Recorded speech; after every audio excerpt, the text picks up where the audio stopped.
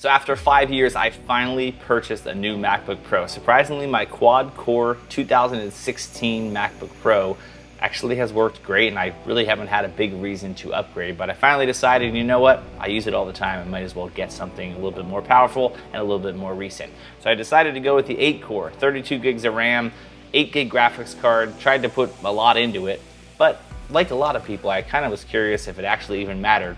Do I go 8-core or do I just go with the 6-core? Does it make that much of a difference? Thanks to Clean My Mac X for sponsoring this video. I appreciate the support, and I'll tell you about them a little later.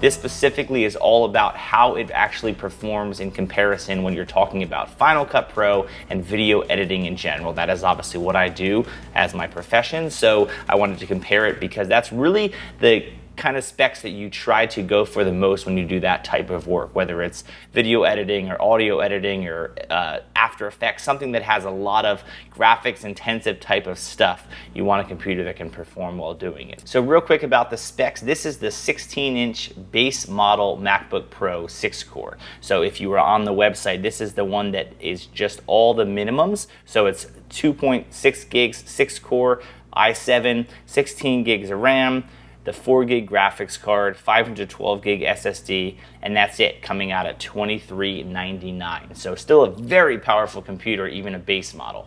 And this model is the 8-core i9, 2.3 gigahertz, 32 gigs of RAM, 8 gig graphics card, and 1 terabyte of SSD storage, so it's $32.99. So $1,000 difference between this model and this model. Both of these computers have no problem whatsoever with your everyday codec like 4K, 8-bit, multicam in 4K, all that stuff is no problem whatsoever, so I wanted to use a file that actually required a little bit more processing, because chances are if you're thinking about getting an 8-core machine with more beefed up specs, you're probably wondering how it helps those kind of files. So both of these computers have a brand new Final Cut library that is running directly off the internal SSD with just one file in it, just that one Canon RAW file. We're going to create a new project that simply is 1 minute long, and we're going to do the exact same task to both. Okay, so first things first, we want to actually just do a transcoding to get a feel for how long does it take to transcode that file to proxy, because even though the 8-core can handle that file completely raw,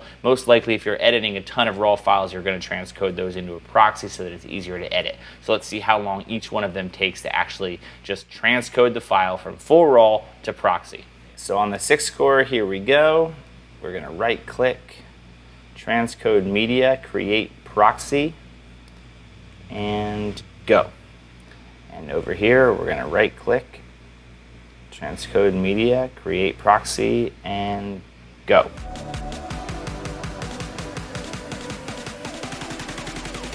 Okay, and that one's finished 135, and that one's already finished, but I stopped it a little late. That's at 130, so probably 127-ish.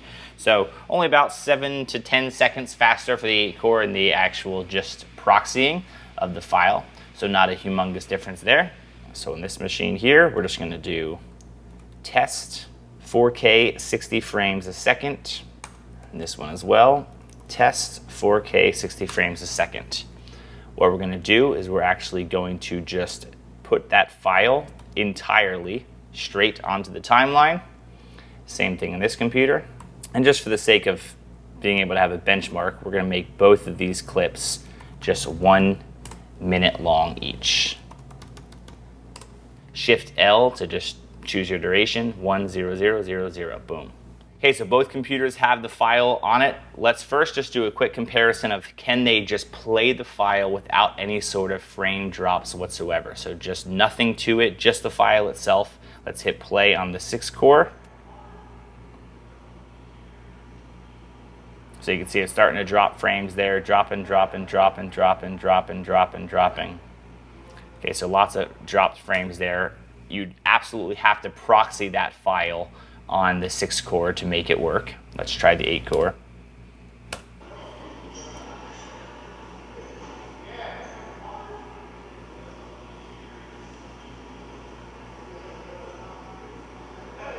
No drops at all.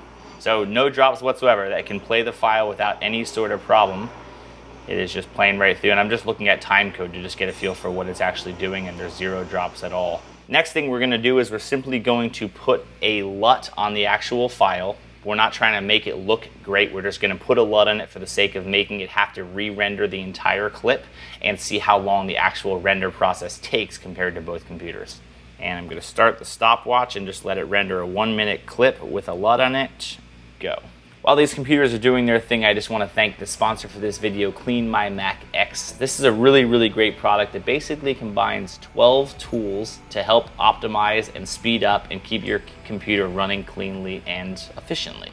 The application is super clean and easy, and you can open it up and you can just literally hit a button that says Smart Scan. It will just really quickly, in a matter of seconds, just look through your whole computer. The great thing is you can just hit run and it will just do all the work for you, or if you're a little suspicious, you can hit review details and it will show you that it has some cache files and some language files and some log files, things that just aren't important that you don't have to keep around. One of my favorite features inside the application is actually Space Lens, because I'm one of those weird people that I like to just see where all the files are living. And if you do a lot of video editing, you'll know that sometimes some really big files are places you didn't think they were, whether it's a video file, a backup file, some sort of preference file on your favorite plugin, and it can be some massive file that you don't even know where it is, and then suddenly it's taking up all your space. When you click on Space Lens here, you can instantly see where all the space is going, and if you suddenly come across a file that you're like, whoa, that file is pretty big, you can literally just check it and hit remove. You can just see where the biggest files are sorted by biggest file. It's convenient. I wouldn't tell you about a program if I didn't actually use it myself. If anyone that knows me knows it's actually on my computer, it works. So if you're interested in trying it out, click the link in the description below. It'll take you right to the App Store, let you download it, and you can give it a shot. You'll see, it's easy, it works, it's clean, the application's nice, it has nice little chimes, nice sounds. Anyway, just go check it out. All right, let's get back to the video. So we're 1 minute and 45 seconds in, and the 6-core is currently at 30% render. So let's start the other one now with a different stopwatch, just so we can kill 2 birds here. Okay, so same thing with this. We are going to throw a LUT on it. We're going to just throw a Canon LUT. Let's just throw that. It needs to be fully rendered. And we are going to let it go, and it is rolling.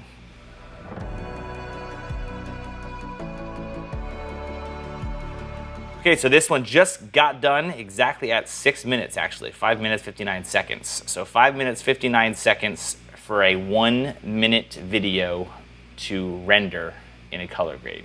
Okay, and this one just finished 5 minutes, 4 seconds. So not a drastic difference in the render, but about a minute less. So that would be about 10 minutes less for a 10-minute video. So time does add up, obviously, when you get to a longer file, so that is something to keep in mind. We're just gonna throw a few quick text files on here. So we are exporting this masterpiece of an edit currently that we worked really hard on. So I would assume that the sharing and the transcoding will be roughly about the same difference, because really the thing that actually matters the most, as you saw, was more of like rendering and the real-time thing of how it kind of processes kind of everything. Exports are pretty similar, I think, to transcoding, because obviously when you are sharing a file from Final Cut, that's what it's doing, is transcoding from something to a finished product of a different type. So I assume it should be pretty close to the same, not necessarily the same amount of time, but pretty close between them.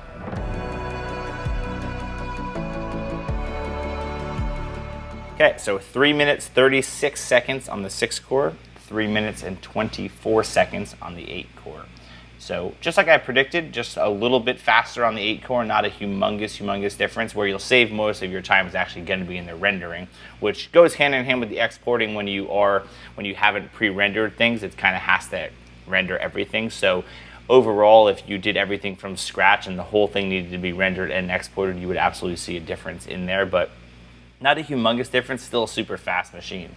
So as you can see, there's not a drastic night and day difference between the two models, and for $1,000 difference, it might not be worth it for you. Keep in mind, the only things we tested obviously were things in Final Cut Pro, so importing and transcoding and exporting, things that obviously are just one small piece of the overall puzzle for that price. So if you're someone that uses Premiere Pro or After Effects or even more heavy CPU intensive applications, you may see that the difference is even more drastic, because the more processing your computer needs, the more that those kind of things really become beneficial. So obviously you're not necessarily paying $1,000 more just for an extra 1 minute quicker of render time or exports, because there's more that factors into those things. The way I look at it is simple. If you have a few extra dollars to put into the most powerful computer that you possibly can, whatever that price point looks, you always should. Biggest reason just being is that it will last longer and be as powerful as it can for as long as it can.